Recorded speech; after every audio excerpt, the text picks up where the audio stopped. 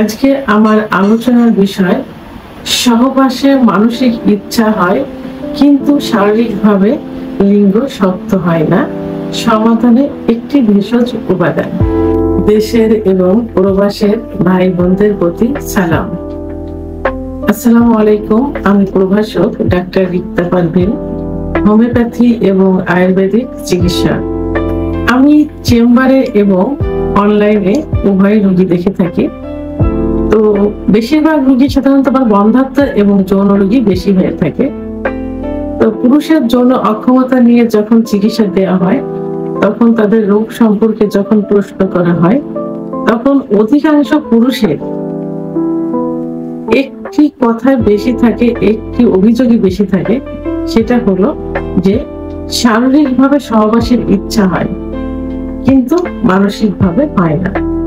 অর্থাৎ যখন তাদের প্রশ্ন করা হয় যে প্রথম যখন সহবাসে যান, তখন শারীরিক ইচ্ছা হলে লিঙ্গ কি উত্থান হয়, তখন তাদের অভিযোগ থাকে লিঙ্গ হালকা উত্থান হয় অথবা হয় না। স্ত্রী যখন ফোরপ্লে করে, স্ত্রী যখন একটু আদর করে, তখন উত্থান হয়। তা কোন রকম প্রথমবার সহবাস করা যায়, কিন্তু দ্বিতীয়বারে যখন যাওয়া যায়, প্রথম রাত্রে তো হবেই না, শেষ রাত্রে দেখা যায় যে মানসিকভাবে ইচ্ছা হচ্ছে কিন্তু শারীরিকভাবে লিঙ্গ একদমই দাঁড়ায় না।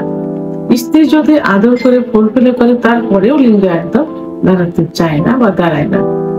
তো এই বিষয়টি সব থেকে বেশি আমি দেখে আসছি এবং এর চিকিৎসাটাই বেশি দিয়ে আসছি। তো এটা হলো যে উত্থান জনিত সমস্যা।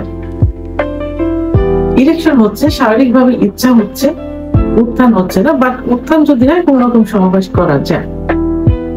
তো এই অভিযোগটা বেশি থাকে। এই বিষয়ে আমি অনেক চিকিৎসা দিয়ে আসছি বা অন্য জায়গা থেকে চিকিৎসা নিচ্ছি। রোগীদের অভিযোগ থাকে যে ম্যাডাম এমন কিছু ন্যাচারাল খাবার আমাদেরকে সাজেস্ট করেন যেটা খাইলে মোটামুটি আমরা খুব সহজেই এর সমাধান পেতে পারি। তো আসলে অনেকে দেখা যায় যে ওষুধ কেনার অ্যাবিলিটি থাকে না, আবার অনেকের অ্যাবিলিটি থাকলেও ন্যাচারাল কিছু খাবারের প্রতি তাদের চাহিদা থাকে বেশি। অনেক আভিজাত্য ফ্যামিলিতে যারা বংশগতভাবে অনেক পূর্বের থেকে বাসায় কিছু উপাদান ভেষজ খাবার খেয়ে থাকে, তারা ওষুধ খেতে চায় না। এমন ফ্যামিলি, রক্ষণশীল ভদ্র মার্জিত ফ্যামিলি আছে যারা এখনো ওষুধ খেতে চায় না এবং তারা এই যে ন্যাচারাল কিছু খাবার, এই খাবারের উপর বেশি নির্ভরশীল হয়ে থাকে। তো আজকে আমি এমন একটি ভেষজ উপাদানের কথা বলবো যে উপাদানটি কিছুদিন নিয়মিত খেলে এই উত্থানজনিত সমস্যার সমাধান হয়ে যাবে। তো সাধারণত এই উত্থানজনিত সমস্যার কারণে তারা নিজেরা তো মানসিক ভাবে অশান্তিতে থাকে, একইভাবে তাদের যে স্ত্রীরা মানসিক অশান্তিতে থাকে। আর এই মানসিক অশান্তির থেকে তাদের মধ্যে দূরত্বের সৃষ্টি হয়ে যায়। অনেক সময় দেখা যায় যে পুরুষকে স্ত্রীর কাছে ছোট হয়ে থাকতে হয়, মাথা নত করে থাকতে হয়। তাদের বন্ধু মহলে, সমাজে, পরিবারে তাদের ছোট হতে হয়। কারণ অনেক মহিলা আছেন, অনেক স্ত্রী আছেন যারা এই কথাগুলো তাদের বাবা মায়ের ফ্যামিলিতে, তাদের শ্বশুর শাশুড়ির ফ্যামিলিতে, বন্ধুদের কাছে বলে স্বামীকে হেয় প্রতিপন্ন করে। এরকম কিছু আছে, অভিযোগগুলো এমনই ভাবে থেকে থাকে। তো ওষুধের পরিবর্তে আজকে যে ভেষজ উপাদানটি বলবো, সেই উপাদানটি খুবই পরিচিত একটি উপাদান, ভেষজ গাছ। তো ভেষজ গাছের শিকড় এটা। তো এটার বহুবিধ কাজ আছে, তাদের মধ্যে উত্থানজনিত সমস্যাও কিন্তু বড় একটা কাজ করে থাকে। গাছটি হলো শিমুল গাছ, অর্থাৎ শিমুল মূল। শিমুল গাছ আপনারা কম বেশি সবাই, বাংলাদেশের সবাই শিমুল গাছের সঙ্গে পরিচিত। এটা হলো শিমুল তোলা হয় যে গাছ থেকে, দেখেন লাল ফুল ফোটে, এটা সাধারণত বসন্ত ঋতুতে মেবি এটা হবে। তো এই ফুল ফোটে এবং ফল হয়, ফলের থেকে তুলা বেরিয়ে গেলে ওর ভিতরে কালো কালো বীজ থাকে। এই বীজ এখন কিন্তু মাঠে চাষ হচ্ছে, মানে ফসল বলা যাবে না, ভেষজ উপাদান হিসাবে এটা মাঠে চাষ হচ্ছে এবং এটা ভেষজ হিসাবেই যখন চারা অবস্থায় থাকে এটা বিক্রি হয়ে যাচ্ছে। এটা দু ধরনের হয়, শিকড়টা রেখে দিয়ে উপরে ফেলে দিলে এটা খড়ি হিসাবে ব্যবহার করা হয়। ফেলে দিলে চিকন একটা থাকে, যেটা বয়স অল্প থাকে, চিকন শিকড়, একটা মোটা শিকড়। তা এই মোটা শিকড়টা অনেক সময় আপনার রোদ্রে শুকিয়ে টুকরা করে কেটে ব্লেন্ডার করে গুঁড়া করেও এটা শরবত বানিয়ে খেতে পারেন। প্রতিদিন সকালে খালি পেটে 2 চামচ করে 1 গ্লাস পানির ভিতর দিয়ে গুলিয়ে খেতে হবে খালি পেটে। তো এখন কিন্তু চূর্ণ বাজারে বিক্রি হচ্ছে, তো এই চূর্ণ খাওয়া ঠিক না, কারণ বিভিন্ন কেমিক্যাল থাকে, অন টাইমের কিছু উপাদান থাকে এর ভিতরে। এগুলো খেলে কিডনি ইফেক্ট হবে। আপনাদের এগুলো খাবারের প্রয়োজন নেই, বাসায় নিজেরা তৈরি করে খাবেন।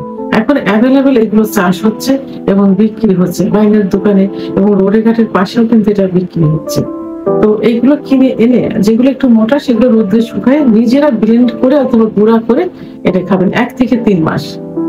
আবার যারা এই গুঁড়া করতে না পারে, তার চিকন আরেকটা আছে, এই চিকনটা বাসায় নিয়ে আপনারা একটা শিকড়ের অর্ধেক সকালে খালি পেটে ওর যে খোসাটা থাকে, বাকল, এই বাকলটা ফেলে দিয়ে অর্ধেক চিবিয়ে খেয়ে দিবেন, এভাবে 1 থেকে 3 মাস। তাহলে কি হবে, যাদের বাচ্চা হয় না, পুরুষ মহিলা যাদের বাচ্চা, যাদের শুক্রাণু কম অর্থাৎ বীর্য পাতলা, তো এইটা খেলে তাদের শিমুল গাছের এই চূর্ণ, আবার শিমুল কিন্তু উপাদান ও ওষুধে কিন্তু হোমিওপ্যাথিতে আছে। তো শিমুলের এটা খেলে বীর্যটা ঘন হয়ে যাবে, অর্থাৎ পর্যাপ্ত পরিমাণে বীর্য তৈরির পাশাপাশি শুক্রাণু তৈরি হবে, তখন পাতলা বীর্য কিন্তু গাঢ় হয়ে যাবে। তো এটা পুরুষ মহিলা উভয়ের বন্ধ্যাত্ব দূর করবে। এবং যখনই গাঢ় হয়ে যাবে, শুক্রাণু তৈরি হবে, বন্ধ্যাত্ব সমস্যার সমাধান হবে, পাশাপাশি গাঢ় বীর্য থাকলে সহবাসে দ্রুত বীর্যপাতও কিন্তু রোধ হবে, অর্থাৎ সহজে বীর্যপাত হবে না। আর কি হবে, ব্লাড সার্কুলেশনটা বেড়ে যাবে লিঙ্গের ভিতরে, তখন লিঙ্গ লোহার মতো শক্ত হয়ে দাঁড়িয়ে যাবে। 1 থেকে 3 মাস সেবন করলে এটা হবে। তাহলে শিমুল গাছ বহুল পরিচিত একটা গাছ, আমরা যে তুলা পাই যে গাছের থেকে, এই গাছেরই যে বীজ দিয়ে পাঠে এখন চাষ করা হচ্ছে। তো আপনারা এই ন্যাচারাল খাবারটি একটু নিয়মিত 1 থেকে 3 মাস খেয়েছেন, তাহলে আপনাদের স্ত্রীর কাছে লজ্জিত হতে হবে না, সমাজে, পরিবারে, বন্ধু মহলে ছোট হতে হবে না। আপনারাও আপনাদের স্ত্রীকে সময় দিতে পারেন এবং যৌন মিলনে নিজেও সুখ পাবেন, স্ত্রীকে সুখ দিতে পারবেন। ভিডিওটি সম্পর্কে যদি কোনো মতামত থেকে থাকে, অবশ্যই কমেন্টের মাধ্যমে জানাবেন। আর ভিডিওটি ভালো লাগলে লাইক, কমেন্ট, সাবস্ক্রাইব করে আমার সঙ্গে থাকুন। আল্লাহ হাফেজ।